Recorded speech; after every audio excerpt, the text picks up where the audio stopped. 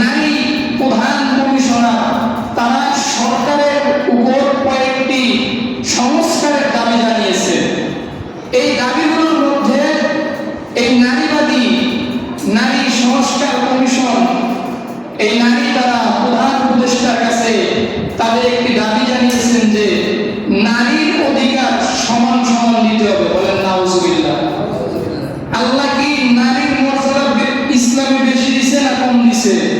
সকলে বলেন কি দিছে? বেশি দিছে না?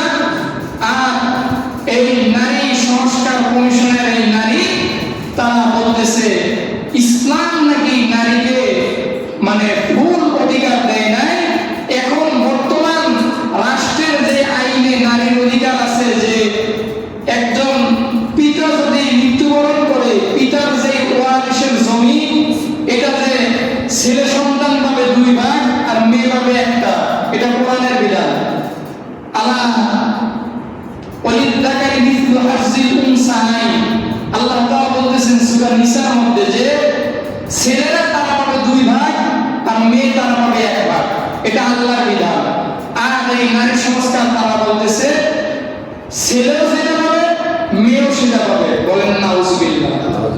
নাউজুবিল্লাহ বলেন আবার নাউজুবিল্লাহ বলেন। ভাইরা আমার, আমি গত 2 জুমা আগে আপনাদের একটা জিনিস বুঝাইছিলাম যে মেয়েরা বাবার বাড়ি থেকে কিভাবে বেশি পায়, মেয়েদেরকে আল্লাহ কিভাবে জিতিয়ে দেয়।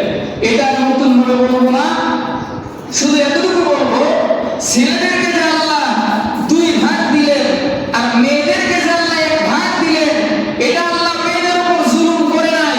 যদিও আমরা সোজাসুজি দেখি যে এটা তো আল্লাহ জুলুম করলেন, মেয়েদেরকে কেন অল্প দিলেন ছেলেদেরকে কেন বেশি দিলেন, কিন্তু এটা আসলে আল্লাহ জুলুম করে নাই। কারণ ছেলেরা তারা তো তাদের অনেক দায়িত্ব, এজন্য আল্লাহ তাদেরকে 2টা ভাগ দিলেন। আর মেয়েরা শুধুমাত্র বাবার বাড়ি থেকে পাবে না, তারা বাবার বাড়ি থেকেও পাবে, স্বামীর বাড়ি থেকেও পাবে, মায়ের কাছ থেকেও পাবে, নিজের সন্তানদের কাছ থেকেও পাবে। এবং মেয়েদেরকে আল্লাহ এটা বলে নাই যে তোমাদের একটা আহাল আছে এটা তোমাদেরকে চালাতে হবে, কিন্তু ছেলেদের একটা পরিবার আছে এবং আল্লাহ ছেলেদের একটা হক দিয়েছে যে তোমাকে একটা কর্তব্য আছে, এই কর্তব্যটা তোমাকে পালন করতেই হবে। তোমার সন্তান, তোমার বিবি, তোমার আহালকে তোমাকে চালাইতেই হবে। বলেন না আল্লাহু আকবার। আল্লাহর বিধান দেখেন ভাই, আমি আপনাদেরকে ইসলাম বুঝাচ্ছি। এই নারী সংস্কার কমিশন তার কি বলে বলে যে দেহটা হচ্ছে আমার মেয়েদের দেহ, তারা যেখানে ইচ্ছা সেখানে ব্যয় করবে, এটা যেন ইসলাম কোনো কিছু না বলে। বলেন না নাউজুবিল্লাহ। ভাই আমাদেরকে সৃষ্টি করছেন কে? আল্লাহ। ইনিল হুকমু ইল্লা লিল্লাহ। আল্লাহ আমাদেরকে সৃষ্টি করেছেন, হুকুম কার মানতে হবে? আল্লাহ। বলেন কার হুকুম মানতে হবে? আল্লাহর হুকুম মেনে রেখে অন্যদের হুকুম মানা যাবে?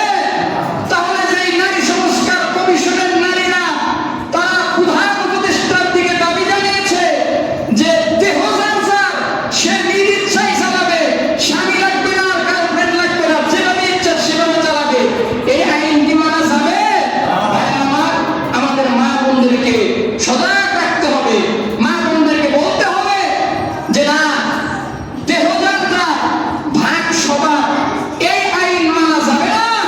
বরং আল্লাহ পাক ইসলামের যেই বিধানে নিয়ম সৃষ্টি করে দিয়েছে ওই নিয়মেই শান্তির নিয়ম। কথা বলেন ঠিক কিনা? ভাইরা আমার, সেই নারী সংস্কার তারা আরো অনেক দাবি জানিয়েছে। তারা বলে রাষ্ট্র এটা তো যে কোনো একটা ধর্মে চলতে পারে না, এটা তো সমান ধর্ম। আরে ভাই, তারা আজকে 92% মুসলমানের দেশে কিভাবে এটা সাহস পায়? তারা বলে সংবিধানে যে ইসলাম আছে বলে একটা ধর্ম দিয়ে চালাতে হবে না, এটা তো কি বলা হয়, অসাম্প্রদায়িক বলা হয়। আরে আমরা তো সাম্প্রদায়িক অসাম্প্রদায়িক সবকিছুই বুঝি। আমাদের দেশে কখনো অসাম্প্রদায়িক কাজগুলো হয় নাই। আমাদের দেশের মুসলমান কখনো হিন্দুর বাড়ি ঘরে আগুন জ্বালায় দেয় নাই। কথা বলেন ঠিক কিনা? আমাদের দেশের মুসলমান কখনো হিন্দুদের মন্দিরে গিয়ে হামলা করে নাই। কথা বলতে হবে ঠিক কিনা? আমাদের দেশের মুসলমান কখনো খ্রিস্টানদের গির্জায় গিয়ে হামলা করে নাই মুসলমান। কথা বলতে হবে ঠিক কিনা? কিন্তু আমরা